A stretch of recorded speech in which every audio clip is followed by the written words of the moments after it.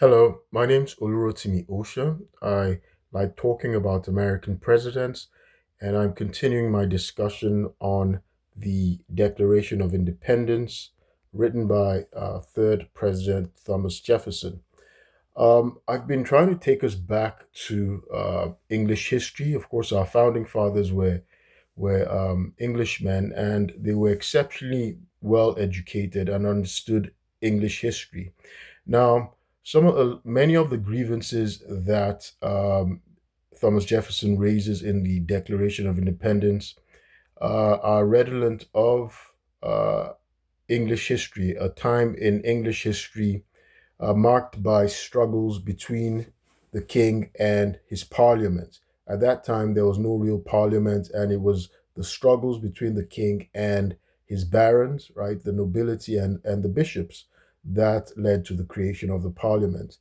Particularly, I want to draw attention to the Magna Carta. One of such struggles occurred around 1215 between King John. King John, of course, he's also known as King John Lackland, right? Because he was a younger brother of he had older brothers, and his older brothers died. He was a younger brother of Richard the First, known in history as Richard the Lionheart, and he had no kids. And so when he was killed, Richard Lionheart was known for his crusades, and when he was killed, his younger brother John became king. Now, so John is known to have been compelled by his barons to sign the Magna Carta, and the Magna Carta is a very fundamental document in English history and Western history. In fact, in democracies, because America also, we got our inspiration from the provisions and the laws, the rights provisions that came out from the Magna Carta. For instance, due process of law that gave rise to habeas corpus, right?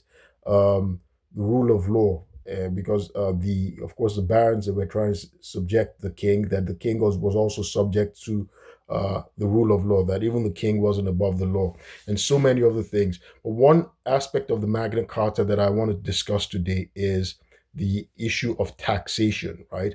Taxation. So the Magna Carta had an element in it that um, no that the king could not impose taxation. There could be no taxation without the consent of common council, right? Common council, without the consent of the common council. So the common council were consisted of the bishops, the earls, and the barons, right? So the nobility and the clergy. Remember, the clergy was very powerful at that time because of the law of primogeniture. The first son, inherits the hereditary titles and of the nobility, and his siblings have to find their way. The younger ones, the best bet of the younger ones was to go into the clergy, and they could become a bishop.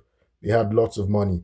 The downsides for them was that, okay, well, they couldn't marry ostensibly, but we do know from history that, in fact, the bishops, the clergy, prior to the breakup of the church, right, the church had it that if you were a priest, you couldn't marry. You had to take celibacy vows. But but actually, the clergy were having affairs, right? It was an open secret. They were having affairs. We if any of us remember the HBO series The Borgias, right? The Borgias was based on um, one of the popes, right? Was it Alexander? Pope Alexander? I can't remember which one. Maybe the sixth or something. I can't remember what his number was, but he was a pope, and he had a mistress, and in fact, he fathered several children who were illegitimate. They became powerful, and he got them political appointments, using his office as pope. And of course, Cesare Borgia, right, um, was one of his children. He was a cardinal as well, and he became a military leader. In fact, the book by Niccolo Machiavelli, The Prince, was based on the son of a pope. Cesare Borgia was the son of a pope. So the clergy, even though officially, formally, they were not supposed to have children or have relationships with women, but they did. The church was a very powerful organization, institution at the time, and they ruled together with the states, right, with the king, and so they had a lot of money at the time. So the Magna Carta came about due to this one of the struggles between the king, that King John, and of course his barons, because he was trying to raise money. So the king was always trying to impose taxes. Why? Because the king was constantly at war. Remember, I had mentioned in earlier videos that the kings of England, right, the after the Norman invasion by William, led by William the Conqueror, right, of Normandy, right, they were French people. They were actually Norman French. So they came from Normandy in France, as where William the Conqueror was from. And so he was Duke of Normandy. And so he became King of England. He, unseated the Anglo-Saxon king that was there. And he and his barons came, him and his military leaders, they became the aristocracy in England.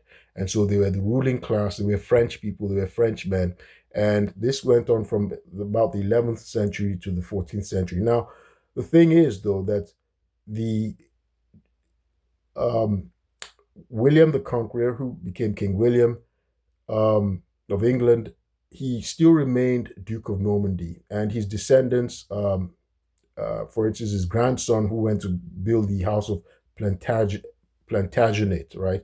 Plantagenet was a very powerful home, uh, very powerful house of, you know, that, the, I guess, very famous house of the kings, amongst the kings of England, very famous, powerful dynasty, right? Who had claims to the throne of England, and they were descendants of William the Conqueror. And so his house originally was Normandy, but it went on and became Plantagenet anyway. So they had titles in France, right? They were kings of England, but they were French people, but they retained their titles in France, right? So, for instance, the children of Henry II, the Plantagenet line, um, Henry II, Richard I, John, they had these titles like Duke of Normandy. Normandy was in France, so they had all these titles that made them vassals of the King of France, right? Such as Duke of Normandy, as I said, Duke of Gascony, Duke of Aquitaine. These are all in France, right? Count of Anjou. These were all in France. They were lands in France. So the King of England was also a vassal of the King of France, right? And it turned out that, in fact, the King of England came to now have more lands and territories than his principal in France, right? When when he's acting as Duke of Normandy, right? Of course, the King of France is his principal, right? Because as it happened in England, right, the King of England, all lands belonged to him during the medieval era. All lands in England belonged to him, and his nobles from the Duke down, they were the Duke was his tenant in chief, and through something called subin subinfeudation, like subleasing, right? They Because the aristocratic, the nobility was based on feudalism, right? Land holding. So the king owned all the lands, and so his chief duke was his dukes, the highest nobility were tenants in chief, and they could sublease the land, and it goes all the way down. So a duke subleases to um, a marquis, a marquis subleases a to an earl, an earl subleases to a viscount subleases to a baron, and it goes all the way down. It goes to gentry, it goes all the way down to the peasants. Now, during that era, in the 13th century, prior to the Black Death, prior to 1348, the Black Death occurred in 1348. there was serfdom in England. So the peasants were serfs. Some of them were serfs. There were some who were free peasants who could, they could they were free men who could roam around, they could move around, and those often moved into the cities. But there were some who were tied to the land, they were tied to a contract, and they were serfs. Serfs were similar to slaves, right? They, so but something occurred called the Black Death, and about 40 to 60% of British English people died as a result of Black Death, and so it changed things, and serfdom basically vanished. And around 1574, Queen Elizabeth I she banned serfdom. So serfdom was basically eliminated around 1574. The reason why I'm mentioning this is because I was talking about taxation. So the kings of England, because they had lands in France, right, which made them vassals of the king of France, they were constantly at war with trying to keep their lands because the king of France was looking at their lands and trying to grab them. And so the king of England was constantly, raising an army trying to go to war with the king of France to keep their lands. And to raise an army to fight a war, a campaign, a military campaign, it costs money to and so the king has to impose taxes. So these England went through these wars, lots of wars with France. Several, and of course there were civil wars in England as well. And each time a king is waging war, has military campaigns. The king of England, amongst his other lands and possessions, were, for instance, Ireland. Those kings were Lord of Ireland, Lord of Scotland, Wales, and things like that. So they were constantly fighting wars, different wars, to retain their lands because it was a source of their wealth, their power, and influence. And they needed the support of the nobility, the barons, and those barons also wanted their lands. And so they were constantly fighting. There was this constant struggle between the barons and the king, because each time the king was going to war, he needed to tax the people, and then the barons would use that opportunity to try and limit the powers of the king. And the king would be like, no, he has absolute authority. He has divine rights. But eventually, by 1215, through the Magna Carta, the barons, they had a rebellion, and they were able to force King John to actually sign the Magna Carta. And one of the things that came out of Magna Carta was one of the provisions that the king acceded to at the time was there would be no taxation without the consent of the Common Council, right? So the Common Council was supposed to be representation. And one of the things that they also asked for, they wanted representation, they wanted a permanent council, they wanted a parliament. So representation. Now that comes back, to our time. If we, our founding fathers' time. Remember, in the Declaration, one of the grievances they had was that the king dissolved representative assemblies, right? And also, they said the king imposed taxes on us without our consent. So you see the parallels, right?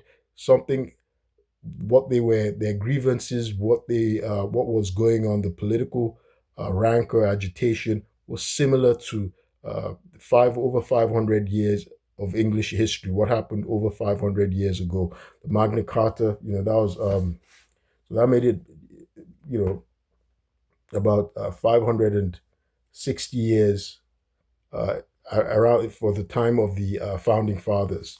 So, however, these were things, these were agitations that they were raising against the king, and there was this what came out of it at the time, that was in 1215, and subsequently, by the way, so the king agreed in 1215, and then once the king agrees, they let him, they proceed with the taxation. He gets his money, right? This, even though the king acceded, King John died a year after of dysentery, right? I mean, hygiene was terrible back then. King John was waging his war, and he died of dysentery. So his son became king. His son became king, However, his son now started butting heads with them, right? His son would butt heads, and his son would annul and revoke and say no, refuse to honor the Magna Carta. So it would just he revoked it, and so the barons go to they struggle again with the king that okay to confirm and to honor the agreement that they had regarding the Magna Carta. So the struggle went on, but of course the king also had wars to fight, right? So he had wars to fight himself, and so each time he wanted to raise money, he would again the barons would come again and try to force him to give his consent to the Magna Carta, to honor the Magna Carta, to confirm the Magna Carta, which King John had signed in 1215. So this went back and forth, and so it set a precedent that each time a precedent was created that each time a that the king was exchanging the taxation for the resolution of a grievance, right? So for instance, Parliament was established, right? By the time of a guy called Edward the First. Um, Edward the First's nickname was Longshanks, by the way, and I'm gonna give a little story about it, but let me quickly state what he did. So, by the time of Edward the First, he realized his father constantly struggled with Parliament and with his barons regarding the establishment of a Parliament. So the barons wanted a common council, right, to be able to check the powers of the king, the government, because sometimes they were when the king wanted to impose taxes, they accused him of royal mismanagement, and so they wanted to impose a permanent parliament. They wanted the king to sit ministers, council. That's what they called it. So when they were saying common council, that's what they meant. Eventually, there was a time, in fact, there was like a civil war. I'd mentioned this before. The Earl of Leicester, he went to war with King Henry, one of the Henrys, I think was Henry the Third.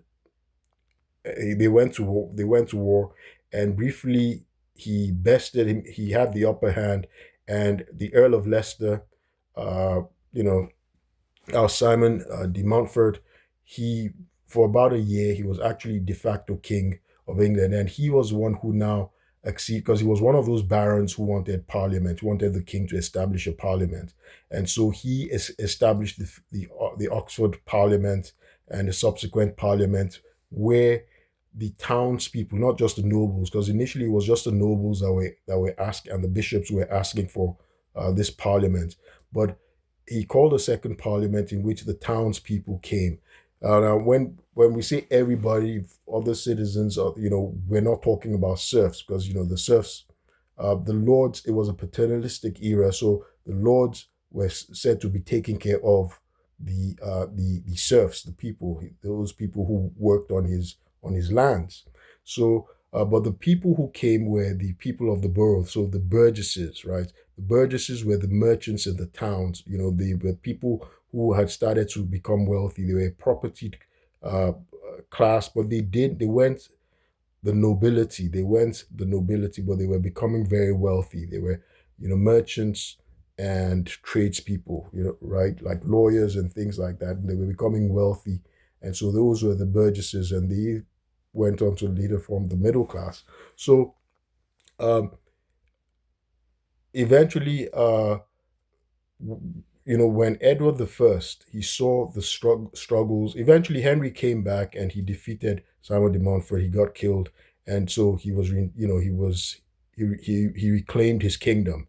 But the thing is, his son, after Henry died, his son Edward the First, that's Edward Longshanks, when he acceded to the throne, he didn't want the headaches of fighting with Parliament, so he gave in to what they wanted. He decided that okay, he was going to rule. He needed the to strengthen his authority by getting the cooperation, and approval of Parliament. So he made Parliament a permanent body, right? So they became a permanent body. And of course, it was unicameral at the time. I guess just the House of Lords because it consisted of the barons, the bishops, you know. But of course, it wasn't smooth sailing. But importantly, what I want to bring out from the struggles with the king and the barons, right, to establish representation. So parliament was representation, right? Just like what the grievance of the framers. The framers said the king dissolved the representative assemblies. That's equivalent of like a parliament. So parliament, they didn't have that then, and so in the 13th century, they eventually established this parliament, and they set a precedent that each time the king wanted to get his taxes, right, he would exchange it by resolving a grievance, hearing their grievance and resolving it. And so that established a precedent, right? And you see that's sort of similar to what our framers were asking for. Our framers were asking for certain things, and because the king was trying to impose taxes on them, and they used this opportunity to ask the king for certain things like representation. That okay, the king had revoked their charters, so initially, they were petitioning, right? It took John Adams, to be very rancorous, but the king dismissed their petitions, right? That's the thing. The king dismissed their petitions. So one of the uh, so I want to point out, emphasize our parallel, with the grievances of our of our framers and the grievances of the barons, right? The barons who constantly struggled with the King of England, who, in their desire to have a parliament, a permanent representative body that could check and sort of monitor the king and his spending and his and limit his arbitrary rule, because the king ruled arbitrarily back then. And I'll do another video to talk about examples of his arbitrariness. But importantly, the uh, the the barons were saying, and I want to say it in Latin. Part of what they were asking was that okay, that for in terms of representation, they established in Magna Carta, one of the provisions in the Magna Carta was that there will be no taxation without consent of the Common Council. Now, who is the Common Council? So they were also asking for representation, and there was something that they said that what you know what touches all should be approved by all. So this is what they were saying regarding representation, because taxation was going to affect everybody. That was what those were their claims. They were saying taxation was going to affect everybody, and so it should have the approval of all. Who's all? You were saying that the barons, the bishops, and then the burgesses, right, were representing everybody. So a representative body, and which is what we have. I mean, we vote today in modern times. We vote for representatives in Congress in America, and they ostensibly are representing everybody, every American citizen. So the same thing in the English Parliament. Um, so that was a very important principle, a very important maxim, and this is what our founding fathers were following. That regarding their desire, their petitions for representation, that what touches all should have the should be approved by all, right? And there's a Latin for it. Of course, I was learning Latin, and I continue to learn Latin. There's a Latin phrase for it, so I'm going to say the Latin phrase. So can just remember it, right? So what touches all should be approved for all. And its Latin is quod omnis, quod omnis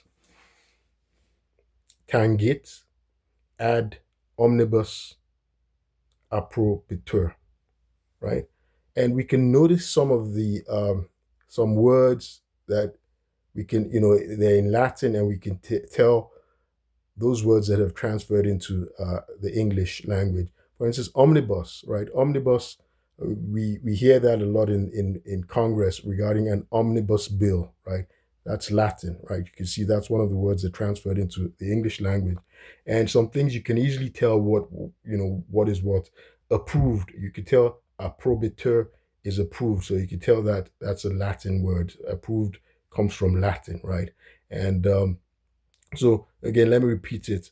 Uh, quod omnis, that's quod omnis tangit ad omnibus approbateur. What touches all should be approved by all. So uh, that was uh, that was the barons, right? They were advocating for the establishment of a parliament and council, ministers for the king who could check the king, who could get involved in the politics of the land, and uh, who needed to give their consent to taxation, uh, to any imposition of taxation by the king. Again, why did the king want to impose taxation? He was constantly wanting to tax the people because of his numerous campaigns. So there was always this intrigue. Again, the king of England, as I said before, they were Norman French in the medieval era when they came from the 11th century to the 14th century. They came from France, and they still had all these titles in France. They still had all these lands. Uh, as I said, the King of England was also, especially the Plantagenet line. Uh, they were Dukes of Normandy, Duke of Normandy, Duke of Aquitaine, uh, Duke of Gascony, Lord of Anjou, right? Lord of Anjou. So they called it the Angevin Empire. They had an Angevin Empire. And so they were constant. The King of France, was sort of jealous, didn't like the fact that, well, they had more lands than even the King of France himself. So he was trying to seize the lands in France. And eventually, so they went to war. Eventually, so they fought wars back and forth. England and France, they were constantly fighting wars. And remember how I talked about initially there were like the parallel development, there was a parallel development of the English language because the language of court, the language of the upper ruling class, the nobility, the king and his nobles was French. But the peasant class, right, the lower class spoke English, Anglo-Saxon, right? And so you see that was evolving very slowly. What caused the French and the English to eventually fuse and the English we have today was because eventually the Norman kings, the kings of England, lost the war, lost their lands to France, lost their lands to France by the 14th century. So that was done with. And there was also the Black Death. There was a plague, the Black Death, that wiped out almost half of the English population, about 30 to 60%. They say, some people say 40%, some people say 60%. At least 30% of the English population was wiped out by the Black Death. And because of this, in fact, they said that's why the peasants, right? So it left a lot of lords, a lot of jobs, offices at, at court became vacant. The nobility, a lot of them were wiped out. And so it allowed the peasant class to now, many people from the lower class, the peasant class, many of the free people, right, who weren't nobility, they were able to rise and get jobs at court. They were able to enter the nobility. And then the English, so the French court was forced to now start. And these people from the peasant class, of course, they couldn't speak French. So eventually they had to start speaking English. They had to, at court. English became the language at court. And so that's how, the language developed much rapidly as we know it today. So it's kind of interesting um, that how the Magna Carta influenced, our Declaration of Independence and how um, there's a parallel between the no taxation without representation, which was the slogan of the framers during the War of Independence, uh, prior to which led to the War of Independence, right? To our Declaration of Independence. Uh, there was something similar that occurred. There's a parallel in English history, you know, which goes back to the 13th century, 1215.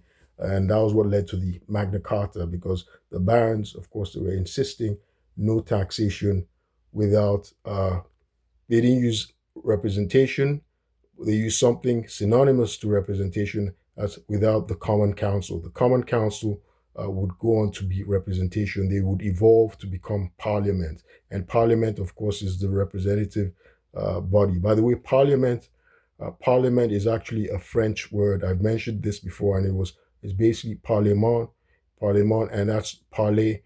That goes into the English word as well, to parler. We know what parler means, right? That's uh, when two contending parties are contending, are in dispute, the attempts to actually resolve a dispute, an ongoing dispute, to parley, right? So that was the idea of parliament, right? To get into a conversation to resolve disputes. So, and that has entered our English, the lexicon, parliament, and so basically, that's the origin of the word. It's a French word, and so you see that's what they do at Parliament. You see the English Parliament. I like watching their debates. You see they have two sides, and they're always contending. They get into their discussions, and they're always contending, which we have in America as well. I watch the American Congress as well. You see they're always contending, right? They're always debating. So yeah.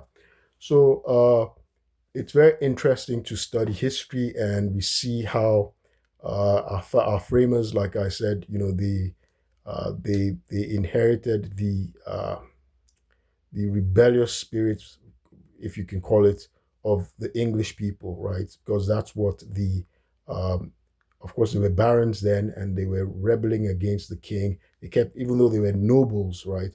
They were kept trying to get power from the king. Now, I'm going to do another video, and I'm going to talk about how, in fact, our framers were fighting a they were attacking a paper tiger, because by the time of, by 1775, by the time of the colonies, King George was not actually powerful anymore, right? The king was really a figurehead. Today we know that the king, with all the pomp and pageantry, the King of England is really a figurehead. Uh, Power had actually gone to Parliament. In fact, the most powerful today, we can see how powerful the Parliament is. Winston Churchill, his paternal grandfather was a Duke of Marlborough, so he came from an aristocratic background. Well, his father was the second son of the Duke, and remember primogeniture. The first son inherits all the titles and all the estates. So Winston Churchill's father didn't inherit those titles, but as a courtesy, because he was the son of a duke, he was the younger son of a duke, they called him Lord Churchill, even though he didn't have a hereditary title or the estates. And Winston Churchill himself was called Winston Churchill. He wasn't a lord, but in 1953, he did become, he was knighted, right? He got a knighthood for his services. So he was Sir Winston Churchill, right? Um, After he retired as prime minister, he was actually, well, he didn't have any he didn't have any title of nobility anymore. But after he became prime minister, he was offered uh, a dukedom. He was made Duke of Dover by Queen Elizabeth. He declined it, he refused it, because if he accepted it, he would have been raised to the House of Lords. Now, the House of Lords, they just sit down there. Those are the nobility. They just sit down there. They don't have any power there. They don't say anything.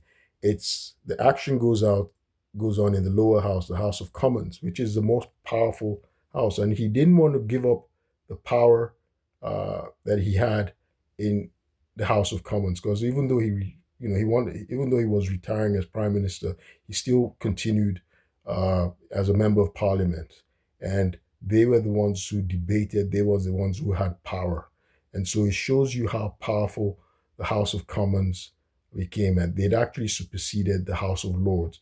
Of course, it was the House of Lords that were in rancor, that were agitating initially for a parliament over 500 years ago, right? Because initially, when parliament was eventually uh, made permanent by one of the kings, Edward I, it was just a unicameral body, right? It was just a unicameral body. It was just one, so just the House of Lords. They were supposed to be representing everybody. And eventually they had the House of Commons. The House of Commons became more powerful. Now, in 1327, this is something I want to just show you how powerful Parliament had become. They deposed a king, King Edward II. So Edward I, right, he's the one who sat the body, right, the parliamentary body. He made it permanent. And, he made it permanent by, because initially council or, council, these lords, they didn't meet until the king called them. But now he now made it established a permanent body that met frequently with the king, right? They were required, it was now law, they had to meet frequently with the king. And they did other things. And of course, this evolved over time. Edward the First. Now, there was also a story I wanted to quickly say. So, Edward the First, uh, he's also Edward Longshanks. For those of us who've seen Braveheart, I'm not going to tell the story of Braveheart. By Mel, it was acted by Mel Gibson. I know he became notorious after, but he did a lot of great movies. One of the movies he did that I loved was Apocalypto. You should watch Apocalypto. But anyway, he did Braveheart, and it's a historical fiction. The characters are real. It's from history. There was a William Wallace. There was a Robert Bruce. There was Edward Longshanks, uh, who was the older guy, and there was his son Edward II. His son, after he died, his son became was Edward II. He really was gay, and this was what happened. Is there was Isabella. Isabella was the sister of the King of France, and so she was the queen. She was married to his son Edward II. After Edward I died, Edward I was a very strong, formidable king. Right, he was a very formidable king. Um, Edward II, of course, was weak. Edward II mismanaged. He was a terrible king. Nobody liked him, and apparently he had favorites in courts that nobody in England liked. The nobility didn't like, and he had a lot. There was a guy who was his supposed to be his lover, right? Uh, was supposed to be his lover, and so his wife Isabel, right? I don't know if it's true that she ever slept with William Wallace, as the movie suggests. However, someone she did sleep with was one of the rivals of the king. His name was Roger Mortimer, and he was Earl of March. So Roger Mortimer was locked up because he rebelled against the king. Was one of those barons who was rebelling against the king, and so he was locked up in the Tower of London. He managed to escape to France, and Isabel also went with her son with Edward as Edward III. He was a minor, and they fled. They went to France. Of course, Edward was in one of those fights in which he was struggling to get to possess his lands, to secure his lands from the King of France. It was one of those campaigns. So he initially sent his wife, the Queen, Queen Isabel, to go and try and with his son to go and try and placate, to talk, to settle matters with her brother, who was King of France. So when she went, she decided not, that she was not going to return to England, and instead she started inciting people against her husband, against the king. Um, so and of course Robert, her husband's rival, who was initially locked in the Tower of London but managed to escape, started an affair with him. So she became his lover. That's the Earl of March, Roger Mortimer. They became lovers. Roger Mortimer became lovers with the Queen of England, Isabella, right? Who was sister of the King of France. So eventually, they they went into they invaded England, and then they got Parliament. Parliament, of course, was made up of other barons who were always chipping away at the power of the king. So Parliament deposed, had the king arrested, Edward II. They had him arrested and they deposed him as king and locked him up. And instead, they now confirmed his son, who was a minor, Edward III. He was, I think it was just 14, 13, 14 at the time. So they made him king. He was a minor at the time.